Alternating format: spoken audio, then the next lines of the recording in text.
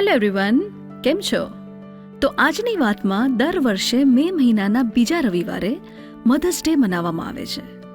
તો જેમ આપણી મમ્મી આપણને વહાલ કરે છે, ધ્યાન રાખે છે, એડ્યુકેટ કરે છે અને જીવન ઉપયોગી પાઠ ભણાવે છે, તેમ એનિમલ્સમાં પણ પોતાના બચ્ચાઓ માટે એવું જ વાત્સલ્ય હોય છે. તેમની માતા પણ પોતાના બચ્ચાઓ માટે એવું જ કરે છે. તો ચાલો આજે એની વાત કરીએ. ઓરાંગુટાંગ એક વાનર પ્રજાતિ, જેમાં માતા અને તેના બાળક વચ્ચે એક મજબૂત ઇમોશનલ બોન્ડિંગ જોવા મળે.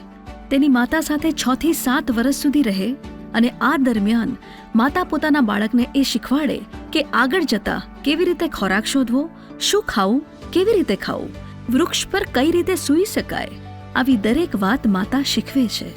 માદા મગરમચ્છ, ફિમેલ ક્રોકોડાઇલ, પાણીની આસપાસ ગીચ જાળીઓ પાસે માટીમાં ઈંડા મૂકવા માટે જગ્યા બનાવે, એક સાથે 20 ઈંડા મૂકે અને ધીરજથી તડકામાં પોતાના ઈંડાઓને સેવે છે. ઈંડામાંથી બાળ મગરમચ્છ બહાર નીકળે એટલે માતા તેને જડબામાં જ લઈને પાણીમાં છોડી દે. બાળ મગરમચ્છ 1 વર્ષ સુધી તેની માતા સાથે રહે. માદા ચિત્તા પોતાના બાળકોને એકાંતમાં જ પાળવાનું પસંદ કરે. એક વખતમાં 2 થી 6 બાળકોને જન્મ આપે. શિકાર કઈ રીતે કરવો અને કઈ રીતે બચવું એ જ માતા એને શીખવે છે. લગભગ 18 મહિનામાં તો પોતાના બાળકને બહારના જગતમાં રહેવા યોગ્ય તૈયાર કરી નાખે. ઓક્ટોપસ, માદા ઓક્ટોપસ એક વખતમાં લગભગ 80,000 જેટલા ઈંડા આપી શકે. અદ્ભુત નહીં? અને ઓલમોસ્ટ 1 મહિના સુધી પોતાના ઈંડાઓની દેખભાળ કરે અને તેમનાથી બિલકુલ દૂર જ ના જાય. અને નવાઈની વાત એ છે કે જ્યારે માદા ઓક્ટોપસની હાલત ખરાબ થઈ જાય ભૂખથી, અને ભૂખને કંટ્રોલ કરવા માટે એ પોતાની ભૂજાઓ ખાઈ જાય, પણ ઈંડાઓ પાસેથી ખસતી નથી. વાહ! Wolf spider, amazing mother.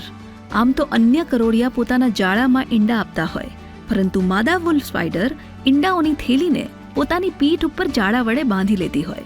જન્મ પછી પણ બેબી સ્પાઈડર થોડો સમય માતાની પીઠ પર સવારી કરે છે. પોલર બિયર, ધ્રુવીય ભાલુ તરીકે ઓળખાતા પોલર બિયર તેની માતા સાથે ઓલમોસ્ટ 2 વર્ષ સુધી રહે.